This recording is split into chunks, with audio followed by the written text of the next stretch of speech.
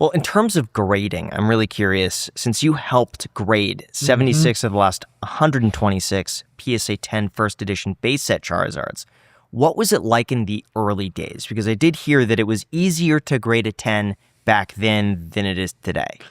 Yeah, there's so much going on with PSA.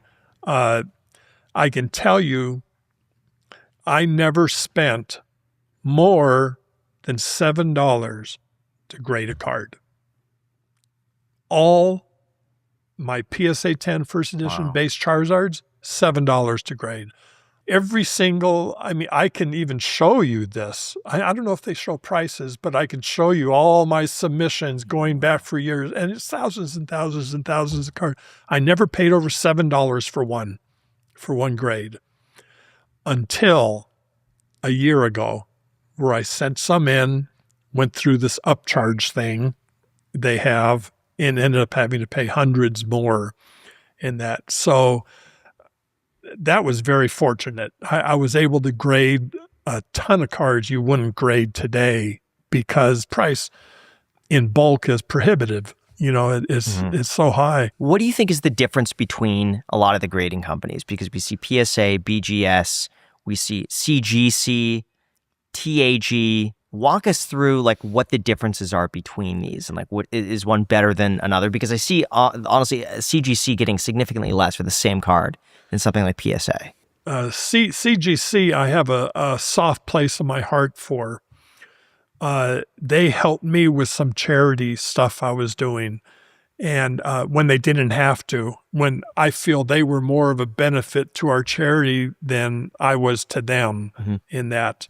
Matt Flynn, I mean, he was just, you know, so nice to me, because yes, for him, he would get the cards with their title on. He had Collecticon put on the back, and I would give them away to all the kids at Collecticons, gave away thousands of them, right?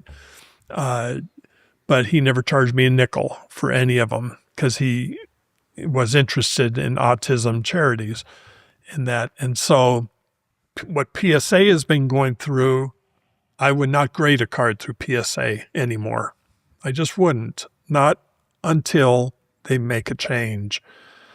Can you imagine you have let's say you get the Magic the Gathering cards or you get, you know, these other Pokemon cards that you love, and you send them in and you're so excited to get the cards back, and 6 months later, you still don't have them. I mean, I've sent things in where I can't even remember what I sent in. Well, what fun is that? You know, the anticipation of the grade, and that is the fun part. I would not grade a card through PSA. And not only that, but on, I'm going to say with confidence, now I wouldn't do this because of my age, but with confidence, I can say that if they turned it over to me within 4 months, I would have the turnaround time down to 30 days, and I would have the price per card for bulk back down to $15. I say that with confidence that I personally could do that. Would that affect the bottom line? Yeah, it would affect the bottom line some, but long term, you can't always think short term. You know, long term, it would pay off. But I honestly believe that I could do that. But why do you see such variance between the same card between two grading companies? Like I see a CGC PSA 10 Charizard selling for $100,000, but the PSA one is like $250,000. Yeah, it's the reputation. You know, PSA is for resellers. You know, that's where the bucks are. Is it always going to be that way? Not if they keep doing what they're doing. You know, they're really. And I guess, you know, they purchased Beckett and they purchased SGC. Unless they make a change, that's all going to change. And what I think, CGC, I think is a nice alternative. The best alternative, I think, is Tag.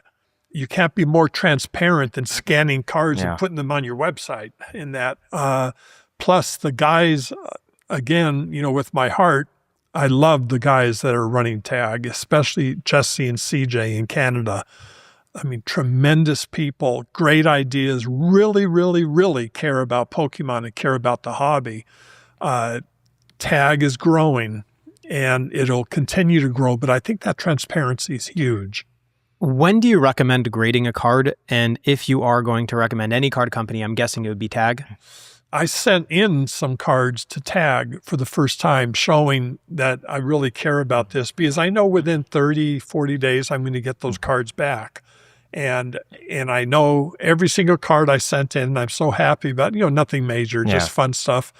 I would definitely recommend Tag today, and PSA better make a change. Otherwise, if I had money in PSA, it would be out today. How do you know when to grade a card? Well, I guess it's what you're grading it for. If you're grading it for resale, then the sooner the better, because I believe we're at a pretty good high in the market right now. The problem is you do it now, 6 months from now, they could be, much lower, and now you're losing money because of grading time. Now, if you're a collector, I think any time is good, because if you're trying to complete a set, to Japanese base set to put on the wall or something, you can wait. You can wait for that. So, so it really depends on what you're doing it for. One thing I brought up to Logan when we had him on the podcast was regrading, because I see a lot of videos pop up in my feed of someone receiving a card. They're like a regrading artist, and they get the card, they like push the sides down, they clamp it, they even can like paint on the card sometimes. And I think to myself, why do I not invest in a PSA 7, PSA 6, and then just wait for the card repair to get involved with AI or whatever it is that takes it to the next level, hold on to this card until card repair becomes immaculate, and then just get it regraded as a PSA 10 and sell it then? The most I ever did with cards, many times in binders, cards are curved, right? And I would put those cards between glass in that and leave them there for a couple of weeks, so they would flatten out. Then I could put them back in the binder and they wouldn't be, curved in that. So I used to call those two pieces of glass my Pokemon hospital, which is kind of like altering cards, right? But when I got them, when I pulled them, they were flat, then put them in a binder. For some reason, the hollows curve, put them back to curve. But with what they're doing now, my concern is it long-term? You can fix those sides. I've seen these for 3 decades, what's happened to these cards. The curve comes back, or maybe the correction they're making comes back, or the painting that they're doing that matches the paint can be determined, or in the future may be able to be determined, with a special light or something. It's true. AI is going to get better on both sides. Yeah, on both sides. True. That's what I mean. And it's also probably grade dating as well. And what I wonder is is a PSA, because you said, Graham, it's easier to get a PSA 10 a decade ago than it is today because they've gotten more strict. So then does it make it more or less valuable to get something that was PSA 10 years ago, because it could suggest the card is actually in worse condition, but at the same time, it hasn't been tampered with? Yeah, well, I would think the condition of the cards were better back then, outside of grading them in that, because they were closer to the time when they were pulled, right? Back then we pulled them, graded them right away in that. So they were, these are the same cards we're talking about, but 20 years later. So why would a card 20 years later, if it's pulled out of a pack today compared to 20 years ago, pulled out of a pack, why would this one be better? They wouldn't be. They'd be the same in that. But if I had to answer that honestly, I would say overall they were easier on grading back then, mainly because I don't think they took the time to. They weren't that big of a deal back then. Remember, I was paying $7 a card, right? Maximum. Some submissions, I was paying $4.50 a card, I remember, in that, instead of minimum 25 today. How many cards come out of the pack as a PSA 10? Maybe a third. Wow. Out of 11 cards. If it was a base set, 11 cards, maybe 3, something like that. And in terms of regrading, when you were on our podcast the last time, you had mentioned you had the only 2 BGS 10s. Yes. And a third popped up. Yes. And you were confused. Who had the third? Yes. Turned out Logan Paul had the third that he bought from you as a PSA 10, and he cracked it and regraded it. And you had mentioned that you had tried to regrade this card in the past. I did. And it never came back what Logan was able to regrade. Yes. Do you have any idea what happened? Well, I know why.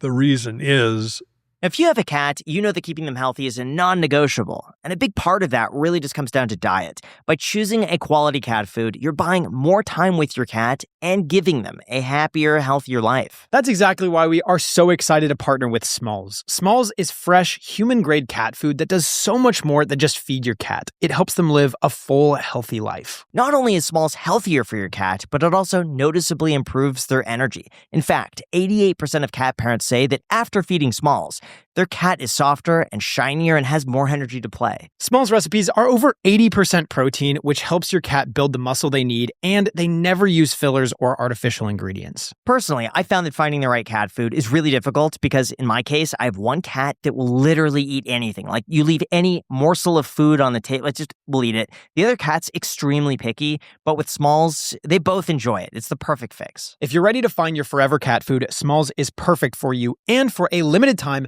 because you're a nice coffee hour listener, you get 60% off your first order plus free shipping and free treats for life when you head to 𝗪𝗏s.com/iced. That's 60% off your first order plus free shipping and free treats for life when you head to 𝗪𝗏s.com/iced. Thank you again to 𝗪𝗏s for sponsoring this podcast. What Logan was able to regrade. yes. Do you have any idea what happened? Well, I know why.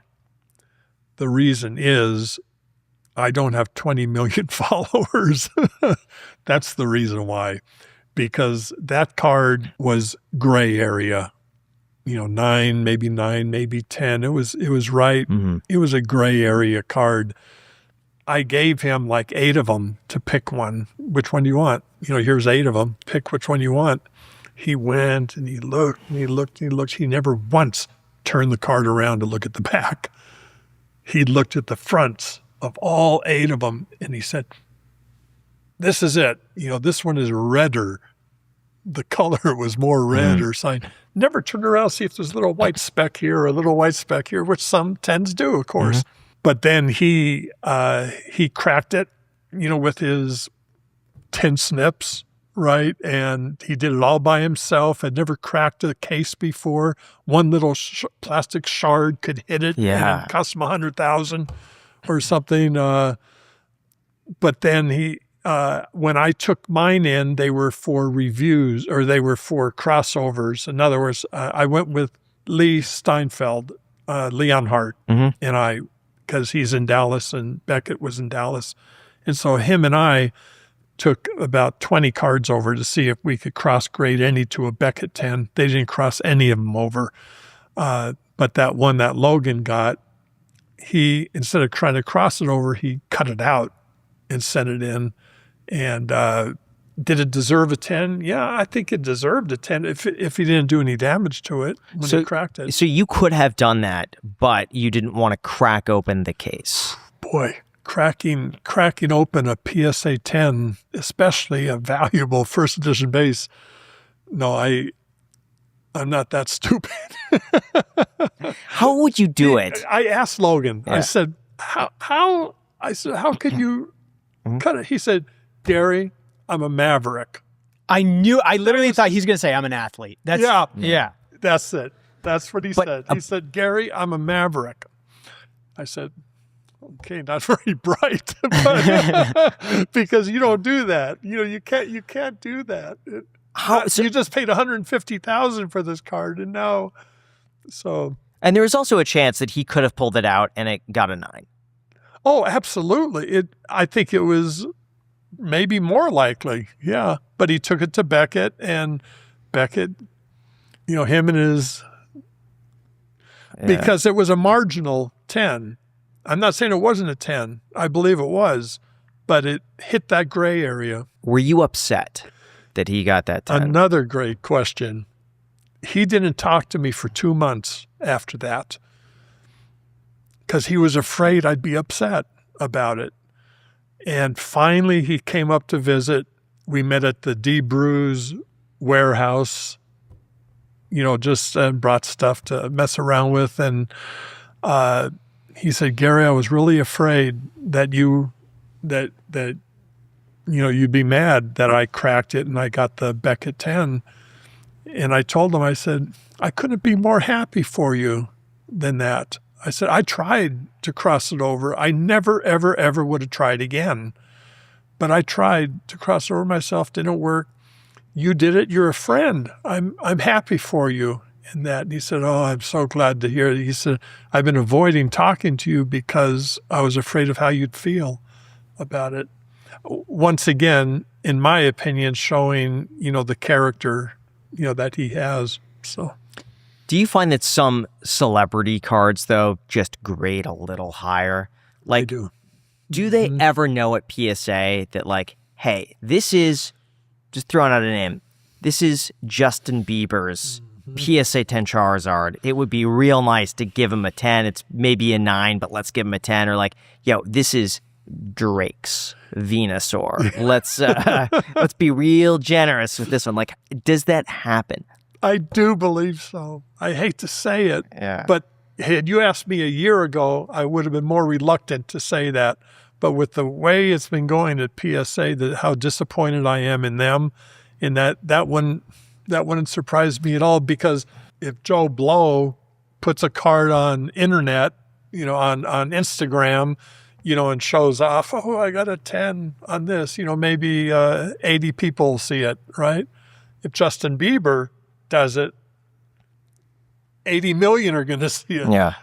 If would I be tempted myself to give a better grade or to go a little bit higher with Justin's card than with Joe Blow's card? Yeah, I would. Yeah. So I do believe that, yes. So in terms of what PSA's response to that was, there was a whole podcast that I watched recently where a grader said that for vintage cards, it comes in and you have no idea whose name is attached to it, and it passes through several people. And it's like the general consensus between 4 to 5 people that come to a grade on the card. That's what they said.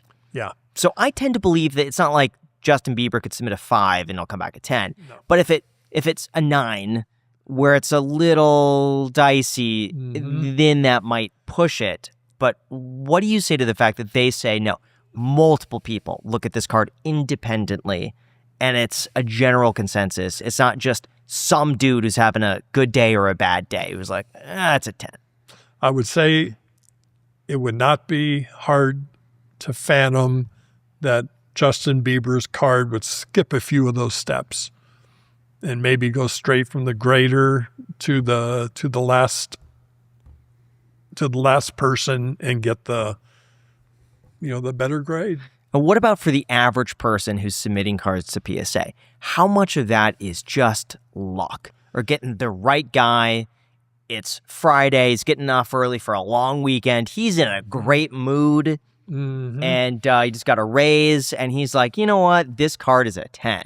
The human side of it, I definitely think plays a part in that, because there are cards on the fringe.